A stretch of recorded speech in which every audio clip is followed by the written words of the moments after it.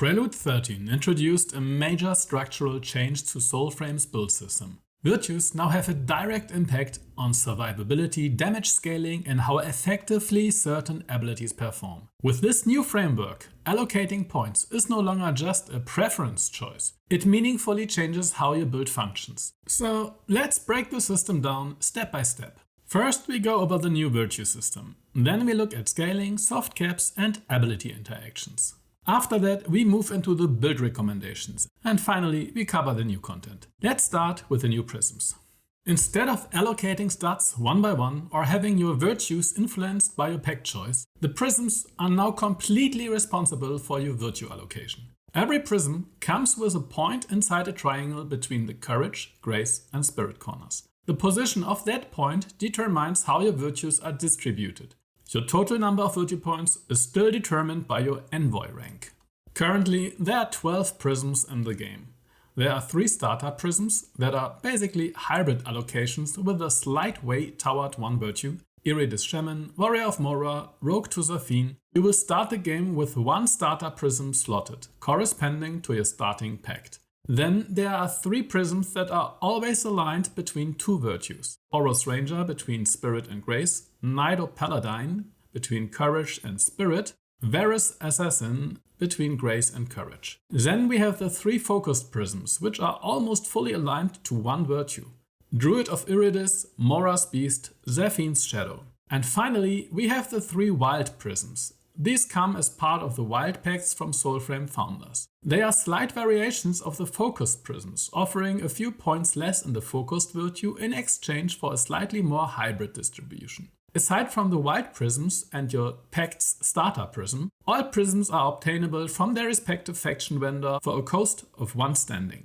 The focused prisms require faction rank 2, while the hybrid prisms require faction rank 4. The cooldown for switching factions has been removed, so you can grab all of them quickly. So that was a warm-up. Now that you know how you can distribute your virtues, it's time to discuss what these virtues actually do. After discussing the new system, I will give clear recommendations and build considerations. But first, the theory part. Of course, you can skip the details and explanations and go straight to the recommendations. I will create a timestamp for that. As of Prelude 13, virtues now affect the base characteristics of your envoy. Here's what I found. Courage, Spirit and Grace all increase HP, but not by the same amount. Courage has by far the largest impact on your HP pool. Grace comes second and Spirit offers the lowest virtue to HP ratio. With focused prisms in place, the Triune Talisman and leveled skill tree pact virtues, you can expect just under 500 HP with full Courage focus, around 330 with full Grace focus, and around 250 with full Spirit focus. That is almost half of full Courage, which is a significant difference and low enough to be in one-shot territory from some heavy Koga boss attacks. That's not just a bit squishier, that means every small trash mob pack can turn into a quick free ride out of Koga mode. Everbound was removed from the skill tree, so this is all we get. As you can see, the current full Courage values are roughly in line with what we had before with a fully built Everbound setup. This means that if you are not playing full Courage, you will feel much more vulnerable than before. Also, a quick note on the new Healer skill tree node. I tested it with Healing Potion and I could measure a reliable increase. So to summarize, every point you do not invest into Courage is a risk, so make the risk worth it. Now to Spirit. Spirit now handles all cooldown reductions of your pact abilities. Here are my findings. I tested Orengall's Wolf summons across multiple values and compared the differences. Up to a value of around 35, the cooldown reduction is almost perfectly linear. After 35, however, there appears to be some form of diminishing returns. A value of 45 gives only roughly half the return compared to the earlier value increases. From this data, we can assume that cooldown reduction is soft capped at around 50%. Which corresponds roughly to a Spirit value of around 35 and gives reduced returns beyond that point. Here's the important part. A percentage-based linear cooldown reduction becomes more valuable the closer it gets to 100%. To see this effect more clearly, you can recalculate the percentage reduction into a cast frequency increase. This makes the difference easier to understand. I assume a base cooldown value of 46.6 seconds at Spirit 0, but this is an estimation based on the measured values. What you can now clearly see is that the first few points are relatively low in value, considering that these points will reduce your weapon damage output if you're a Courage or Grace weapon user. They are difficult to recommend. The point where Spirit really jumps in value is the cast frequency increase from bringing your Spirit value from 20 to 35. This is a major increase and absolutely feels like you are on steroids when it comes to casting frequency. Over 35 Spirit will only give reduced returns, which is roughly comparable to the relative benefit from the value jump between 3 and 10. The one thing to remember here, Spirit only really starts paying off once you commit. A few points barely move the needle. The big returns live in the 30s. Now let's look at burst damage. That's where Grace comes in. Grace increases damage under the following conditions: sneak attacks, finishers, headshots, attacks against fully disabled targets. Sneak attacks apply when an enemy hasn't noticed you yet. They also trigger during certain stun states, such as Sirin's Pictrix powder or Oscelda's Bestone. Headshots are a separate multiplier. They stack with sneak damage and with damage against disabled targets. To isolate this properly, I ran controlled comparisons using the same courage values with a pure courage scaling weapon and identical enemy camps, only changing Grace. With thrown swords at equal courage, headshot damage increased from averaging around 320 to around 365 against medium armor targets when moving from 8 to 35 Grace. That's roughly a 13% increase purely from Grace affecting the headshot damage. With bows, the increase appears larger, for example from roughly 460 to 565, when increasing Grace from 15 to 34. But bows also scale their base damage with Grace, so part of that difference comes from weapon scaling, not just the headshot multiplier. Grace increases headshot damage beyond base weapon scaling. And if you are now thinking, does that mean I can bestone a target which applies the ability's vulnerability multiplier and simultaneously counts as a disabled state, automatically triggering the sneak multiplier, then land the perfect throw multiplier at the gray-scaled headshot multiplier, and then spread that damage through red totem, which hits a nearby bestone target that again scales with the vulnerability multiplier and possibly even the sneak multiplier? Then you're absolutely correct. Yes, that works. So what does that mean in practice? If you heavily invest into Grace and simply equip a bow, you gain a solid bonus to your headshots in general and a massive bonus to your first target from stealths.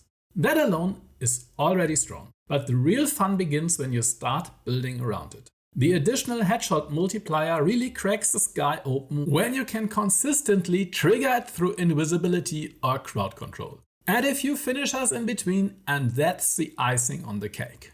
So in gameplay terms, if you just go Grace, you are a high damage archer. If you build around Grace, combining it with short blade stealth runes or control abilities, you become an unstoppable murder machine as long as you can trigger it consistently. A quick side note, when testing whether Grace affects the distance at which enemies notice you while crouching directly in their field of view, I could not observe any meaningful difference in alert range. Alright, that was a theory. Still with me? Cool, now let's move on. We take a look at how virtues interact with your abilities in the next section. Currently, each ability is only affected by its corresponding virtue. The left ability scales with Courage, the middle one with Spirit, and the right one with Grace. Instead of only one characteristic being affected, all scalable aspects of that ability are now powered up by the corresponding virtue. That means if Elder Bloom, for example, previously scaled with Courage for power and Spirit for duration, it now takes Spirit for both power and duration. In a focused build, this means one ability can receive some serious buffs. On the flip side, the virtue you commit to ends up defining both your playstyle and which ability receives the biggest boost. This would not be as much of a problem if all abilities were equally interesting and scalable. However, as it currently stands, a large portion of abilities either do not scale very well with their virtues or are simply not very strong in general. Especially for Spirit, this is a problem. If you fully invest into Spirit and try to reduce your cooldowns as much as possible to play a glass cannon caster, you currently get a lot of glass, but not a lot of cannon.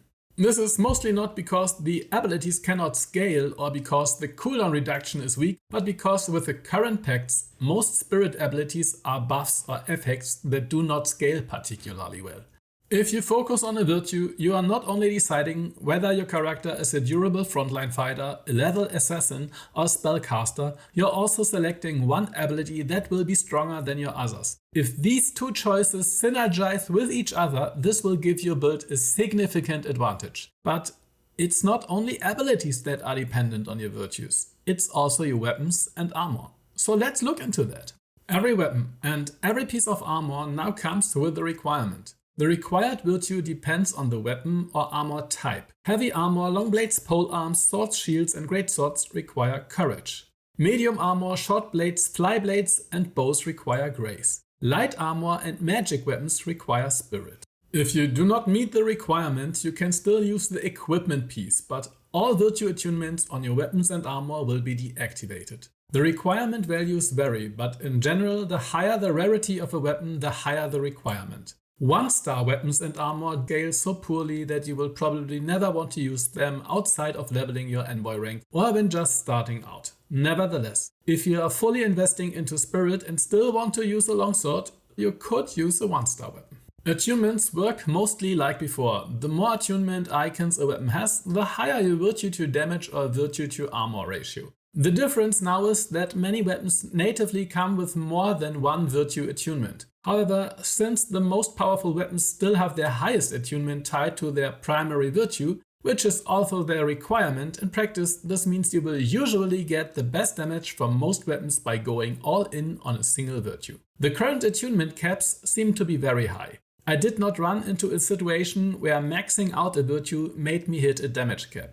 For now, investing further into your primary virtue is generally more efficient for maximizing damage and armor than splitting your points. Hybrid setups only start to make sense if your weapon has equal attunement stars across multiple virtues. Blessed joineries have also changed. They now simply add another star of their corresponding virtue to your weapon's attunement profile. By adding a blessed joinery, you add one additional attunement star of that joinery's virtue type to the weapon. In most cases, you will want to add another star of the weapon's primary stat anyway, unless you run into any caps. So just remember, focusing on one virtue gives you more weapon damage and armor than going hybrid, as long as the weapon or armor does not have the same number of stars on multiple virtues. So that was the groundwork. Let it sink in for a second. Now we go into what all of this means for your envoy and for your builds. With the HP scaling differences in mind, survivability is now heavily concentrated in courage. This means that choosing grace or spirit is no longer just a damage or utility decision, it is a survivability trade-off. In Koga, especially where death ends the run and wastes a Koga potion, this trade-off becomes very noticeable. So if you stay with courage, your experience feels closest to pre-Prelude 13 gameplay. The more you move away from it, the more deliberate you need to be about positioning and defensive tools. The weapon selection for courage builds is as strong and stable as ever. You can still use fly blades in your offhand. We did not use them for damage anyway in the past, and in terms of utility they work just as well as before, even if they now come with a grace requirement, so there are no real downsides here. So should you go hybrid if you are courage focused? It works like this. If you move points out of courage and into grace or spirit, you are directly giving up HP, armor and courage based damage. Those shifts stack up quickly.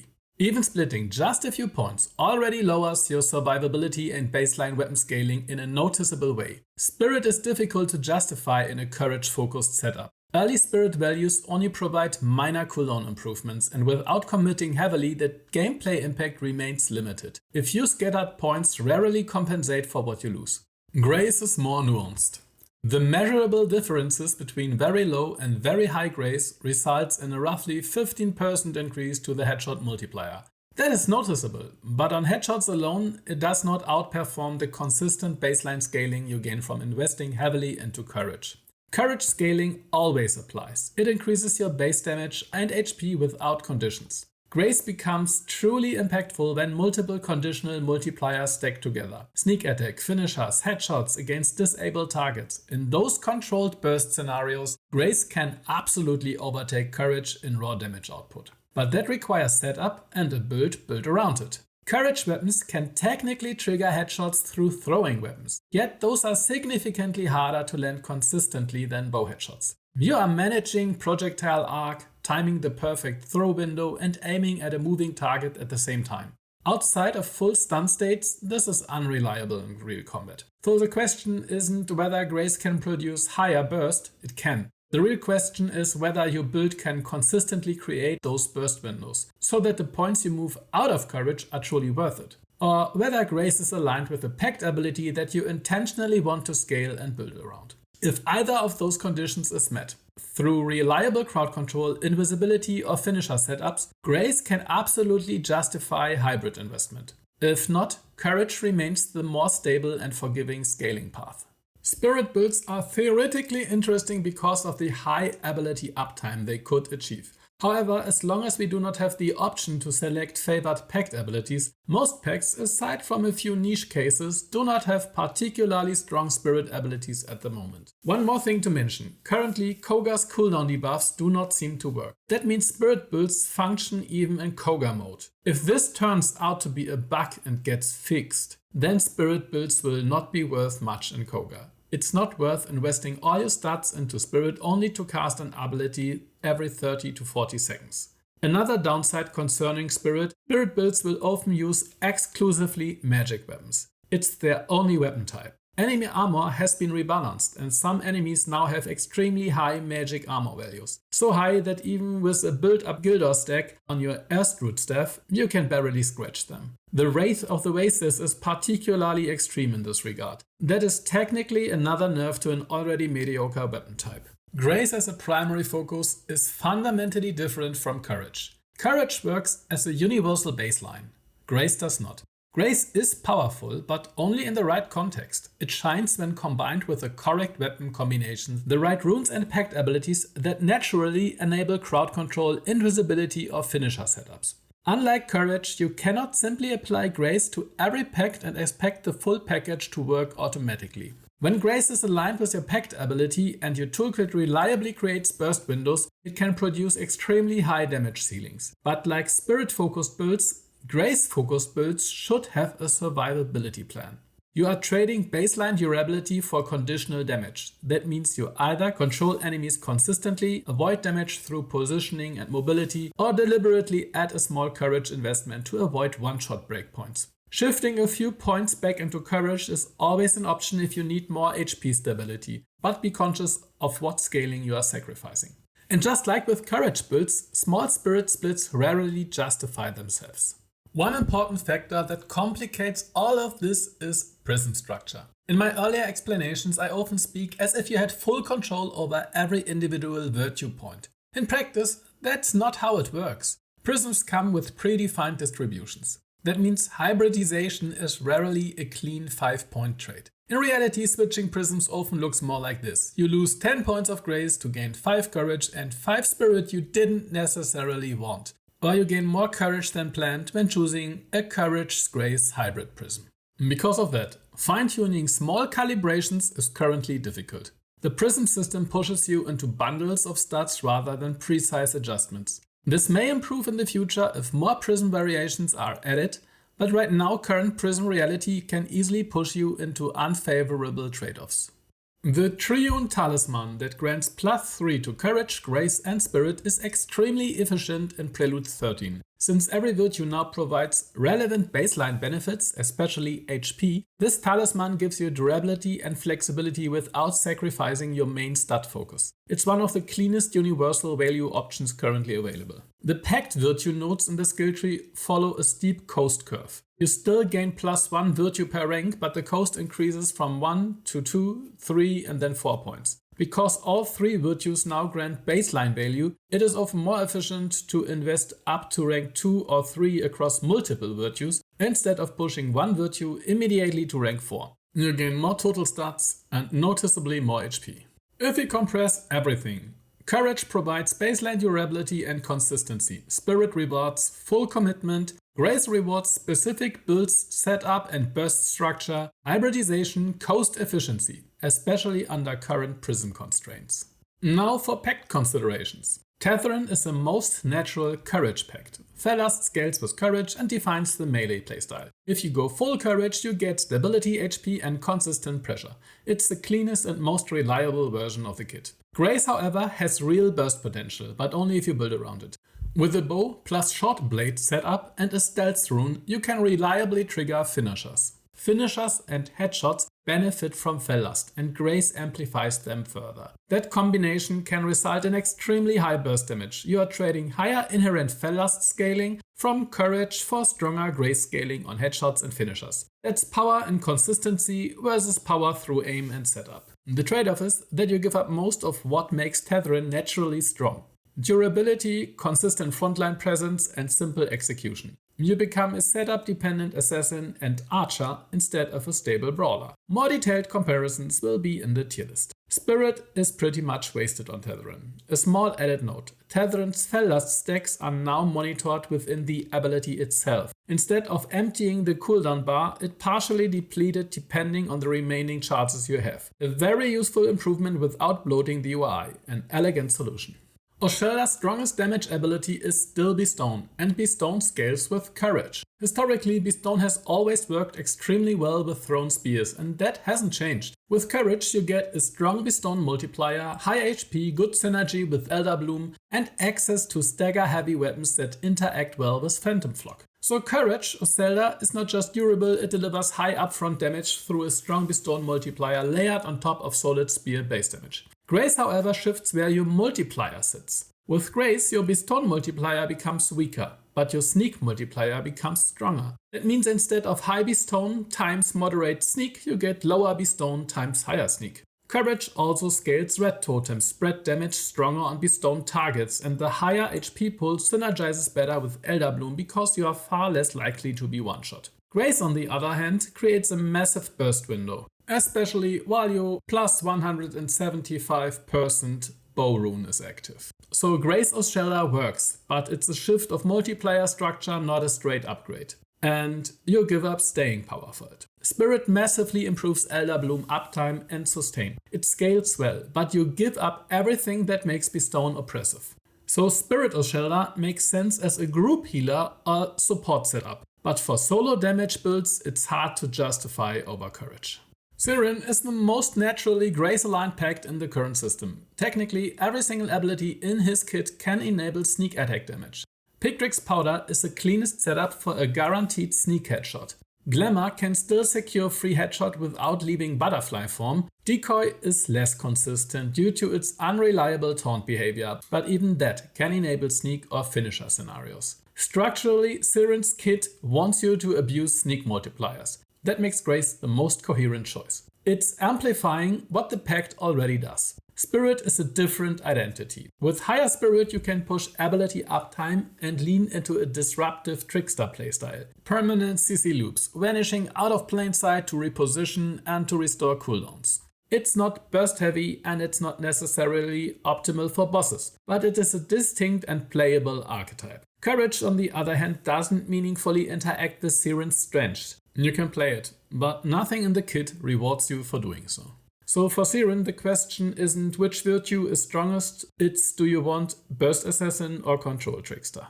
Orengall finally has a real spirit identity. Wolves are tankier in Prelude 13, the 2-wolf limit is gone. And for the first time, the spirit-aligned ability actually scales in duration, power and cooldown at the same time. Spirit directly strengthens the core mechanic of the Pact. The Wolf Summoner playstyle is no longer a gimmick or a side option. It's a fully functional and scalable build path. This is one of the rare cases in the current system where a spirit-focused setup feels both coherent and mechanically justified. Howl was changed from a courage bonus to a grace bonus. That gives Orengall a clear grace synergy. On paper, that points him toward an archery playstyle, but the problem is Orengall does not provide his own reliable sneak attack trigger. Wolves drawing aggro does not count as unnoticed, so the grace bonus from Howl exists, but the kit itself does not naturally enable the burst condition grace wants. If you go grace, you need to bring your own setup: short blade, stealth rune, bow.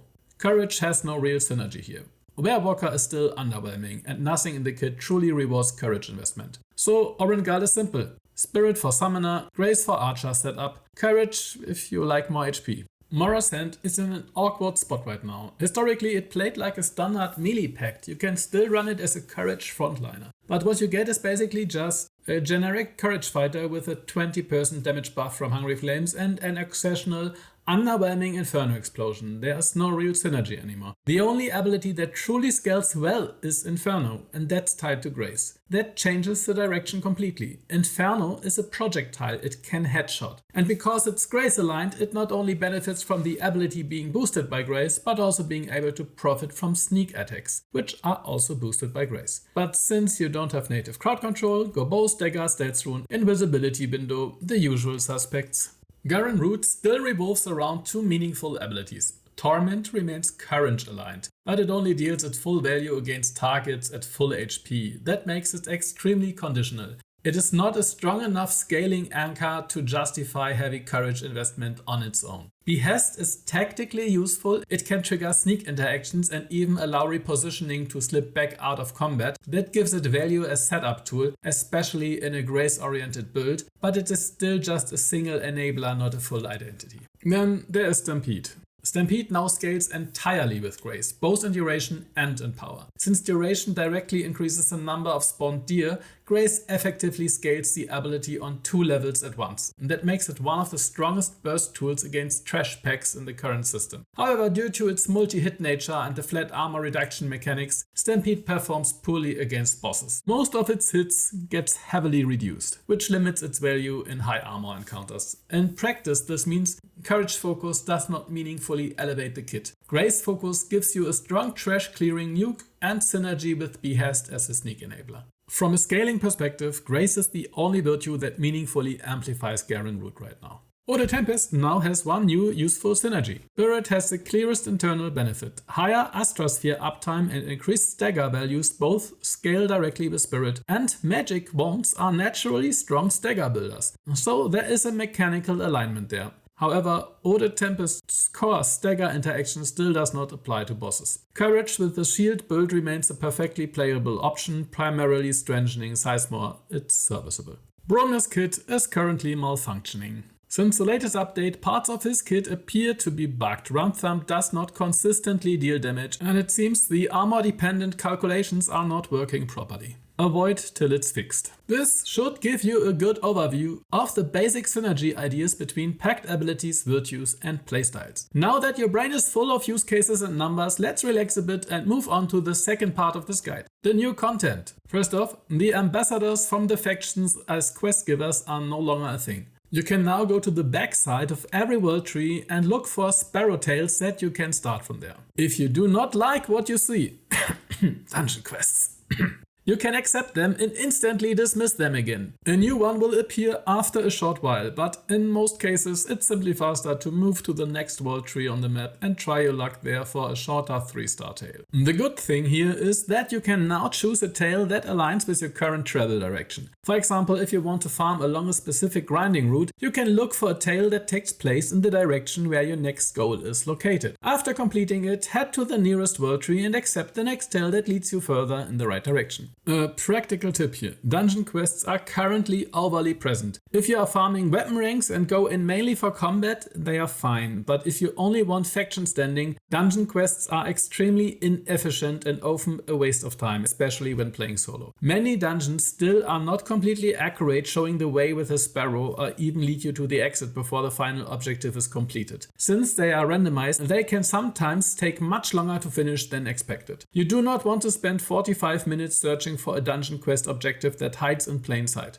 With the Votifs, you can now simply pick the next suitable 2-star quest that leads in the direction of the next world tree. We also now have the Wadaga Bear as a possible tail objective. It is a more difficult fight than the stack. The one time it appeared for me, it felt slightly easier than the version from the Bromius fable. The next new thing is the organ operation. There are 3 positions on the map where you can start the organ operation. It will start automatically when you get close, but sometimes it looks like the event should be active and it still does not activate. In that case, just come back later. On the nearest world tree, there is normally a marker when the organ mission is active, but you do not need the world tree to start it. The mission works quite simply. First, you have to free all the stuck animals in the waste around the organ machinery. They will run to the pipes and enter the building. Sometimes the pipes do not open automatically, so you have to attack the entrance to open it for the animal. While doing this, there are permanent energy blasts coming down from above. You have to dodge the ground marker before the strike hits. It can instantly kill you if you are standing in the center of the orbital strike. After you've freed all the animals and they have entered the building, a door will open and a banneret will come out to fight you. After finishing the enemy, enter the building. On the ground floor, there is a rotating device. Destroy the machinery until it stops spinning. Then head to the walkway on the 2nd floor outside the organ. Take out the guards and hit the lever for the elevator.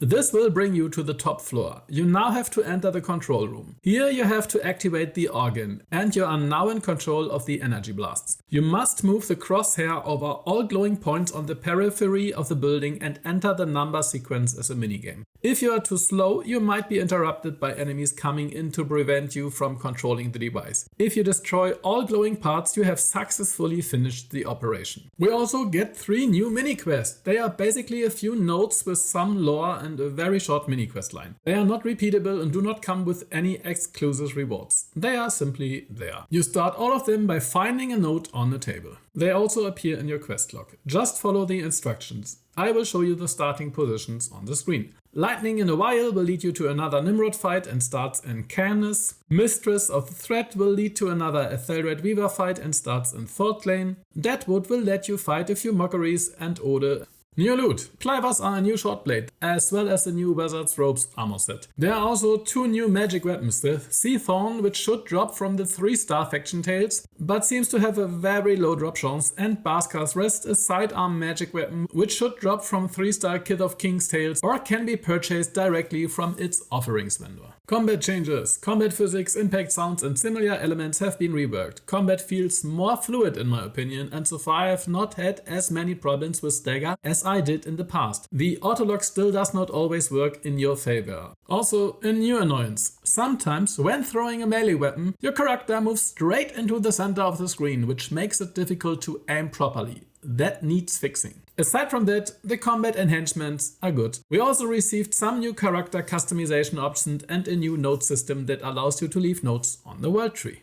Alright, that should give you a solid foundation for Prelude 13 and what it actually means for your builds. The Prelude 13 Pact list is in the works. Thanks for watching and I'll see you in the next one.